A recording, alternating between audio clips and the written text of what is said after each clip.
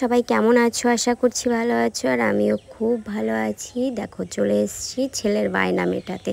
মানে ও এখন আপেল খাবে, তাই বায়না ধরেছে। আর সেই আপেলটাই এখন আমি কাটবো।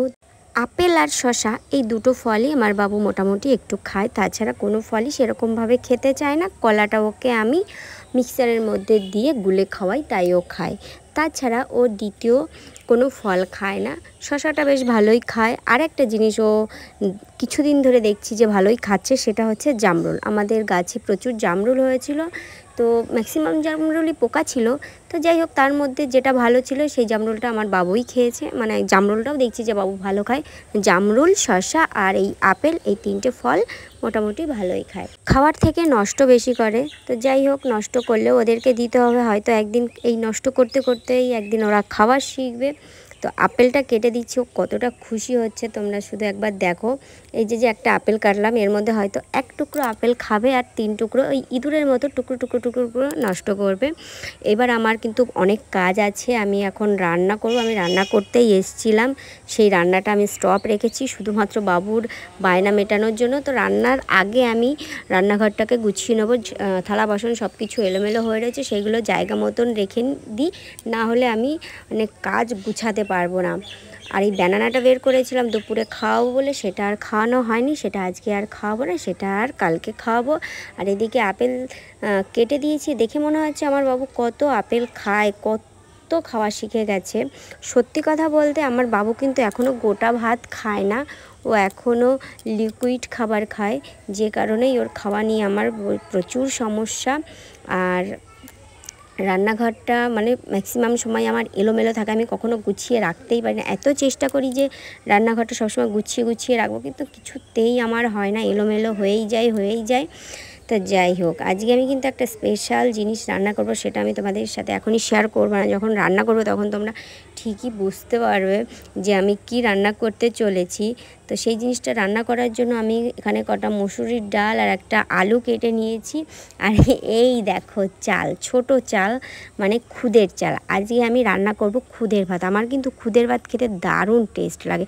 তোমাদের কার কার এরকম খুদের ভাত খেতে ভালো লাগে অবশ্যই কমেন্টে জানিও। খুদের ভাত খাচ্ছি বলে তোমরা আবার কেউ উল্টোপাল্টা কমেন্ট করো না। অনেকে তো অনেক রকম কমেন্ট করতে ভালোবাসো না, ওই জন্যই আগে থেকে বলে দিলাম উল্টোপাল্টা কমেন্ট করো না। তো খুদের ভাত রান্না করার জন্য আমি প্রথমেই কড়াইতে জল দিয়ে দিয়েছি, গ্যাসে জল বসিয়ে দিয়েছি। আর এই যে আলু আর ডালটা আছে, এইটা ধুয়ে আমি কড়াইতে দিয়ে দেবো। তো প্রথমেই ডাল আর আলুটা ভালো করে ধুয়ে নিই, কেন কি ডালের মধ্যে যে পাউডার থাকে, সাদা সাদা যে পাউডারটা থাকে, ওটা মানে আমার কেমন একটা লাগে। ওটা ভালো করে ধুয়ে না দিলে ওই রান্নার পরে দেখবে সেই জলের উপরে ফেনা ফেনা ফেনা ফেনা ভাসে। তো যাই হোক, আমার এদিকে ডাল আর আলু ধোয়া কমপ্লিট হয়ে গেছে। আর জলের মধ্যে আমি ডাল আর আলুটা দিয়েও দিলাম। এটা কিছুক্ষণের জন্য আমি রেখে দেবো গরম হওয়ার জন্য, মানে জলটা ফুটে ওঠার জন্য। তো চলো এবার আমি অন্য কাজগুলো করে ফেলি।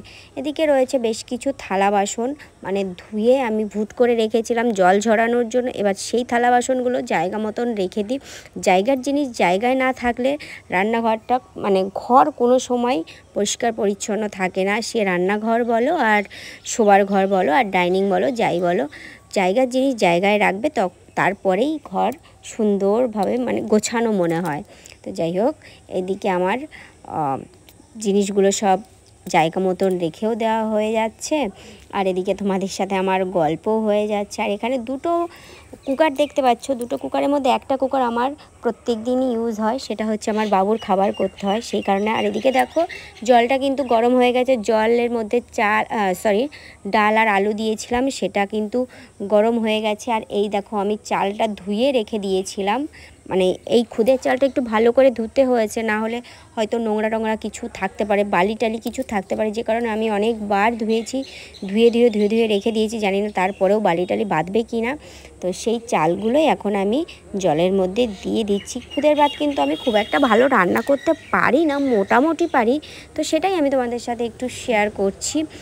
আর এই আমি শুনেছি যে খুদের ভাত বেশি নরম হয়ে গেলে ভালো লাগে না, একটু শক্ত শক্ত শক্ত শক্ত থাকলে ভালো লাগে। মানে আমি খেয়েছি, বাট রান্না সেরকমভাবে করিনি, হয় মা করে নয় শাশুড়ি মা করে, কেউ একজন করে।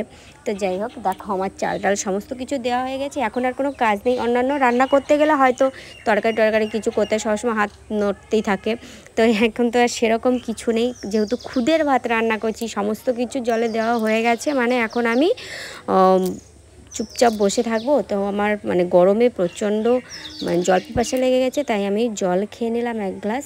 আর আমি না এই গরমের সময় প্রচণ্ড জল খাই, আর প্রচণ্ড গরমও লাগছিল। আর এই দেখো ভাতগুলো এই পরিস্থিতিতে এসছে, মানে জলটা আমি ঝরাবো না, কেন কি অনেকটাই শক্ত রয়েছে চালটা।